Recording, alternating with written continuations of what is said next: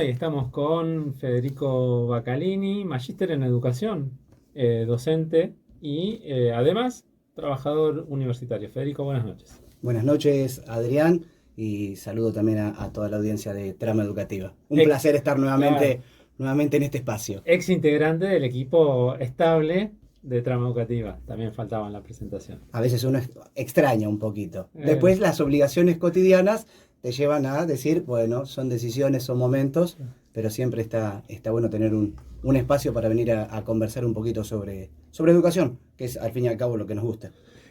Hablábamos en la presentación y sobre, bueno, la agenda educativa que tiene nacionalmente, provincialmente y a nivel municipal la educación y encuentra a nivel nacional varias cosas que están enfrentadas con el gobierno. Por un lado, hablábamos de las paritarias que se dan unilateralmente, sin la aceptación por parte de los gremios de lo resuelto por el Estado Nacional y no de lo debatido con el Estado Nacional.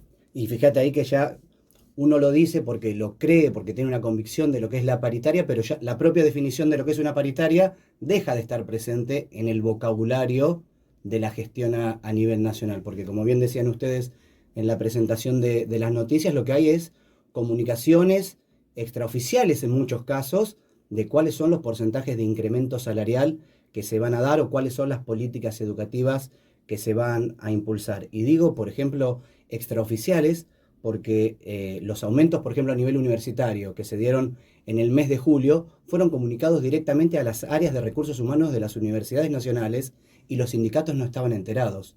De hecho, que fue por lo menos una mínima noticia positiva, se esperaba un aumento, me acuerdo en julio, del orden del 4% y terminó siendo 7,5 puntos, con lo cual ni siquiera los sindicatos están enterados de cuáles son las decisiones que se toman en el Ministerio de Capital Humano. Y me parece que ahí es una de las primeras reflexiones que debería tenerse desde el Estado Nacional. Un ministerio que abarca lo que antes eran 5 ministerios, necesariamente por lo grande que es, por la estructura, por la dimensión, sigue teniendo cargos sin cubrir, sigue teniendo proyectos, sobre todo en el área de la educación, que están sin cubrir. Es decir, producto de generar ese monstruo, esa enormidad, Ujú. hay muchas cuestiones que terminan desatendidas. Esto es opinión personal ahora. Yo creo que en parte a propósito, pero creo que hay otra parte que es porque no se llega a alcanzar o a dimensionar cuál es la tarea que se tiene en educación. Ustedes recién mencionaban, por ejemplo, el último aumento a nivel nacional del salario docente. Dijeron que para este mes de agosto el salario docente inicial de la maestra, el maestro de grado, sin antigüedad, de jornada simple, 420.000 pesos, menos de la mitad de la canasta básica para no ser considerado debajo de la línea de la pobreza. Y te sumo un dato más.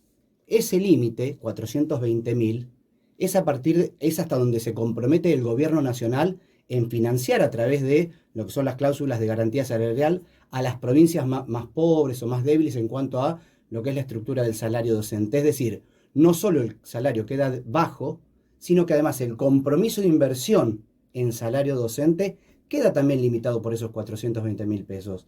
Y encima le tendríamos que sumar que dejaron de pagar el Fondo Nacional de Incentivo Docente, entre el 15 y el 20% del salario de un maestro o una maestra que recién se inicia. Una política que se inició en el año 1998 y que bajo ningún signo político, en ninguna presidencia, se había discontinuado, salvo en el gobierno de Javier Milei.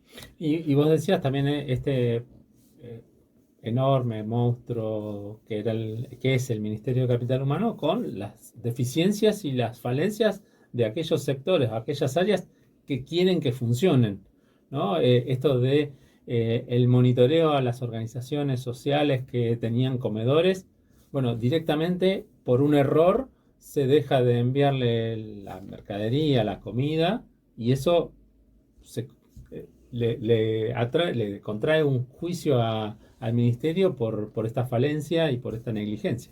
Y esto vos lo tomás desde el punto de vista de lo que era, por ejemplo, el ex Ministerio de Desarrollo Social. Ujú. Pero esto también se replica en las escuelas. ¿Por qué? Porque desde la Nación también venía financiamiento para lo que son los servicios alimentarios escolares y los refuerzos para garantizar una alimentación acorde. Algo que queda mucho más de relieve en momentos de crisis económica y social como hay en este momento, con una profunda recesión que hace que se pierda el poder adquisitivo del salario, que se pierdan empleos, que aumente la informalidad, con lo cual es más difícil llegar a eso. Bueno, la escuela, nuevamente, como ya lo vivimos en los 90, como lo vivimos a principios del año 2000, también empieza o vuelve a suplir mucho más que antes lo que tiene que ver con el servicio alimentario. Y fíjate, hace poco escuchábamos cifras de UNICEF, la cantidad de chicos y chicas que se van a dormir sin comer. La provincia de Buenos Aires, 5 millones más o menos de estudiantes debe tener, 2,5 millones necesita asistencia alimentaria. Sin embargo, el gobierno nacional recortó los fondos para lo que es los servicios de alimentación escolar. Es decir, que toda esa presión también queda ahora cargada en cada una de las 24 jurisdicciones, ¿sí? Las 23 provincias y la capital federal. Y lo que me parece, y esto me parece que tiene que estar en el debate público, es que sin perjuicio del reclamo, de la denuncia, del señalamiento, lo que nos estamos perdiendo, lamentablemente porque el gobierno nos lleva a eso, es de pensar cuáles son las políticas de largo plazo, de mediano plazo, que el sistema educativo en su conjunto debería tener. Esto sobre todo para tratar de garantizar pisos mínimos de lo que tienen que ser los aprendizajes, de lo que tiene que pasar en las aulas, sin dejar de lado lo que tiene que ser el salario del docente, la infraestructura y demás. Hoy la inversión en infraestructura de parte del gobierno nacional no existe. Hoy tenemos un presupuesto prorrogado. El año pasado, por presupuesto nacional, se repartieron 14 millones de libros de texto y hoy desde el gobierno se denuncia que hay falta de comprensión lectora, de producción de texto. Sin embargo, con presupuesto prorrogado que te posibilitaba comprar y repartir 14 millones de libros en todas las escuelas primarias y secundarias del país, hoy no se está haciendo. Hablábamos también recién de este monstruo inabarcable que es el Ministerio de Capital Humano. Un programa importantísimo que se tuvo siempre, programa Conectar Igualdad, conexión en las escuelas, reparto de netbooks para los chicos y las chicas. Cuando se crea en el programa entre 2010 y 2015, 5.100.000 netbooks entregadas. Durante el gobierno de Mauricio Macri, pese a que se discontinuó en un principio, en el año 2018, perdón, gracias Adrián, Sí. programa Aprender Conectados, vuelve a hacerse la entrega de netbooks a los chicos y a las chicas del último año en las escuelas primarias y secundarias. Gobierno de Alberto Fernández, programa Juana Manso, luego el Conectar Igualdad 2. En este momento está prorrogado el área que se encarga del Conectar Igualdad y sin embargo no hay quien lleve adelante ese proceso, ese proyecto y que determine cómo, cuándo, cuántas netbooks se van a distribuir en las distintas escuelas de nuestro país. Siempre hablamos de estos instrumentos del proceso educativo y de los beneficios que traen, que hoy no estén, por ejemplo, Conectar Igualdad y varios que nos estabas nombrando que se hicieron en los anteriores gobiernos. ¿Qué genera en los estudiantes? Fíjate, hoy es una sociedad del conocimiento. Hoy el que no accede al conocimiento más que nunca se queda afuera. Y hoy ese conocimiento está producido mayormente a través de redes, de internet, de conectividad. Entonces, así como antes hablábamos de un tipo de analfabetismo, hoy el analfabeto también es el analfabeto digital. Y el que no puede acceder por sus propios medios a la conectividad, a una netbook, se queda lamentablemente fuera de esos procesos. Yo, para tomar números y que nadie los pueda discutir, en el último informe que dio el anterior jefe de gabinete de ministros, Nicolás Posse, en mayo frente al Congreso, dijo 80% se redujo el programa Conectar Igualdad en cuanto a financiamiento y distribución de netbooks y hablaba de más de 3.100 escuelas en todo el país sin conectividad.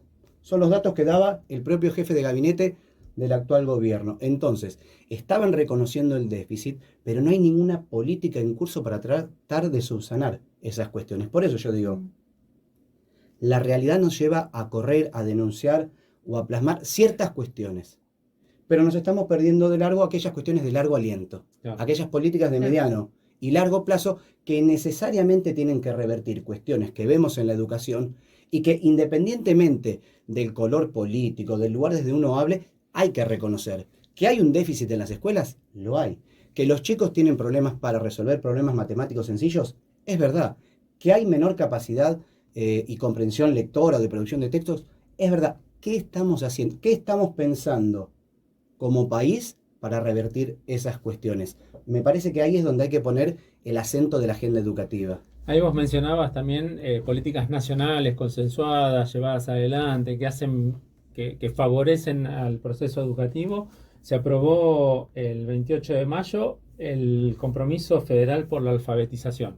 ¿Sí? Es raro, suena raro que en el siglo XXI, en el año 2024, estemos hablando de el analfabetismo o de este tipo de políticas como necesarias para el sostenimiento de la educación en nuestro país. Y sin embargo me parece que es la única política de mediano y largo plazo consensuada a nivel nacional y que, me voy a permitir decir, es un acierto del gobierno nacional y del secretario Carlos Torendel haber impulsado por eso. Y te voy a decir por qué.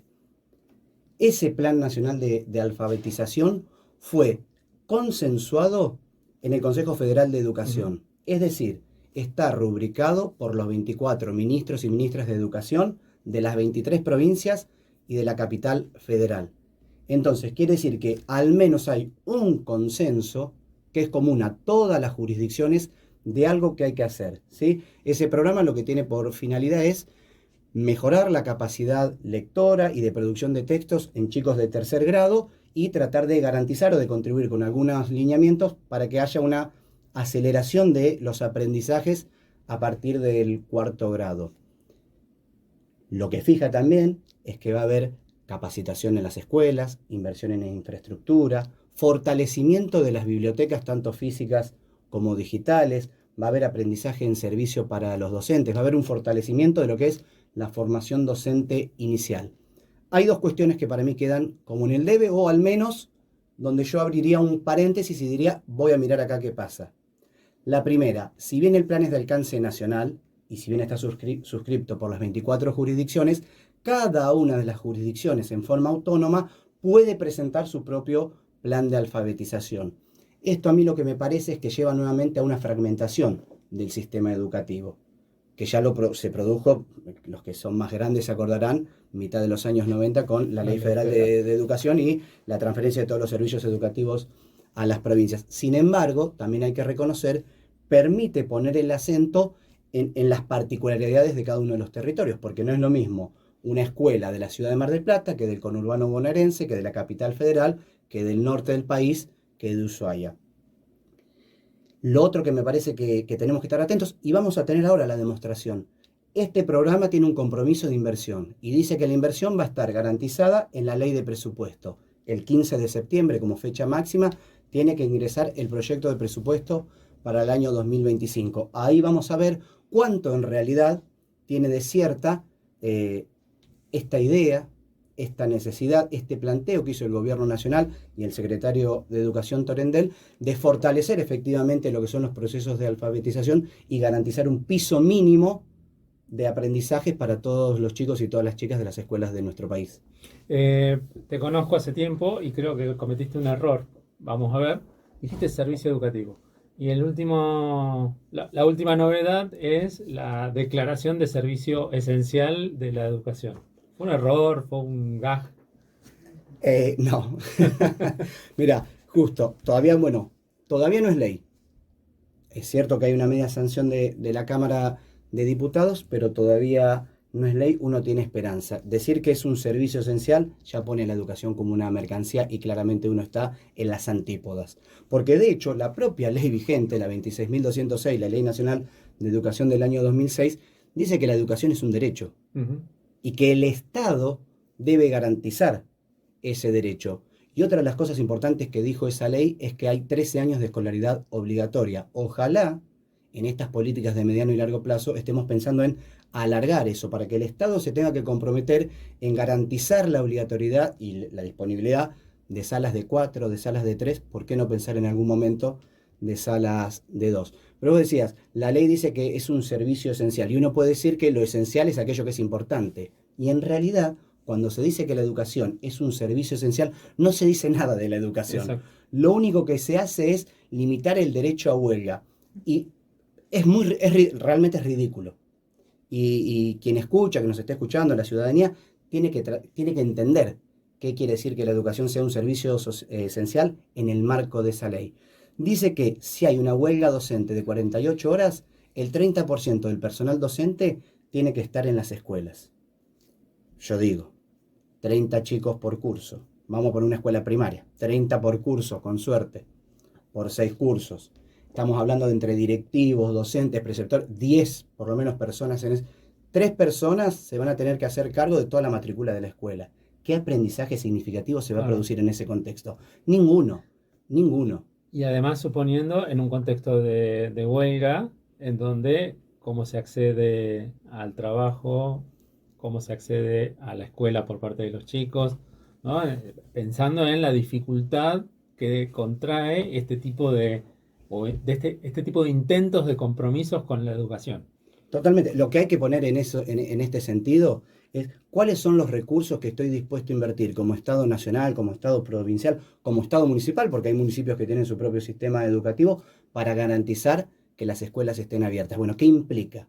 Implica mejor infraestructura, implica más recursos, implica docentes mejor pagos, sin dudas. Ahora, fíjate, también te lo asocio con otra cosa. ¿Cuántas provincias tienen garantizado, por lo menos en sus calendarios, o tienen previsto en sus calendarios académicos para este año 190 días de clases? Dijimos que hay 24 jurisdicciones, solamente 5 pensaron en 190 días de clases. Entonces, si nosotros no tenemos claro el horizonte, va a ser difícil que podamos caminar hacia allí.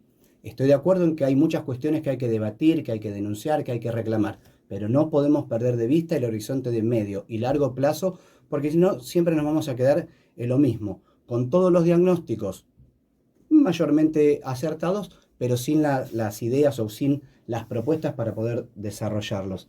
Las escuelas van a recibir 31% menos de matrículas. ¿Por qué? Porque entre el 2014 y el 2022 nacieron 36% menos de niños vivos. ¿Qué estamos pensando qué escuela estamos pensando? ¿Qué oportunidades se nos abren para la escuela que viene? ¿Cursos más chicos con menor matrícula? ¿Más docentes en un mismo curso? ¿Aumentar la capacitación en servicio, rotando el personal docente? ¿Quién está pensando en eso? No, y sumado esto de los vouchers a las escuelas privadas para financiar la cuota de padres, madres que no acceden al total, o sea, dando por cierto la disminución en el poder adquisitivo y el Estado financiando la escuela privada, pero con una caída, en este sentido lo que decías vos, de las matrículas en los años iniciales, desde el jardín en adelante, que va a traer una contracción o un incremento en la tarifa, en la cuota que le van a cobrar a las familias y en una contracción en la cantidad de alumnos. Escuelas que además seguramente la mayoría ya recibían algún tipo de subsidio por parte del Estado provincial. Me parece igual ahí que nos debemos un debate un poco más profundo. Porque uno, en general, los vouchers educativos y la desinversión en la educación de gestión estatal, o cuando discutimos la subvención a las escuelas privadas, a muchas escuelas confesionales, en función del detrimento de la educación de gestión estatal, pero también uno tiene que pensar, si yo saco ese dinero de ahí, si yo saco ese dinero de las subvenciones, ¿me alcanza para construir, para financiar y para tener docentes en todas las escuelas de gestión estatal que necesitaría? Digo, por un lado uno defiende y tienen claro lo que es la educación pública, la educación garantizada por el Estado. Uno a veces también critica esta cuestión de subvención o hacia dónde se dirigen las subvenciones o dónde se pone ese dinero. Pero también tenemos que pensar, ¿podría el Estado hacerse cargo de todo? Y acá digo servicios educativos en tanto instituciones. Exacto, sí. ¿Sí? ¿Podría el Estado hacerse cargo? Yo creo que no. Yo creo que no. Entonces, me parece que el debate tiene que tener la seriedad y la consistencia que la educación merece. Hoy están igual difíciles los debates con consistencia, muchos hablan sin saber y sobre todo quizás los que están en el ámbito político. Bueno, Federico Bacalini, nuevamente, muchas gracias por tu visita, por generarnos estos debates, estas conversaciones en base a, bueno, qué hay en el trasfondo la educación, ¿no? ¿Qué hay pensando hacia adelante con inversión en educación, con las políticas que se generan a futuro y de aquellas que se están discutiendo, se están debatiendo. Así que, bueno, ¿Lo comprometemos eso. para antes del fin de año o sobre fin de ¿Vos qué año? decís? A ver, Federico Baccarini, ¿qué Vengo, decís? encantado, con muchas ganas. Bien. Las cosas van a cambiar, yo creo. Todos los Sí. días van cambiando y tenemos noticias nuevas. Y nos tiró un par de temas como para estar atentos, ¿no? La ley de financiamiento, el presupuesto nacional para ver lo de alfabetización, qué pasa con la matrícula, las Ujú. pruebas TISA, ¿se van a seguir haciendo? ¿Van a cambiar de acuerdo a esta nueva implementación de alfabetización? Bueno, Yo creo que en tanto la educación siga siendo concebida como un derecho, todos los debates son válidos, pero hay un piso mínimo del que no podemos retroceder.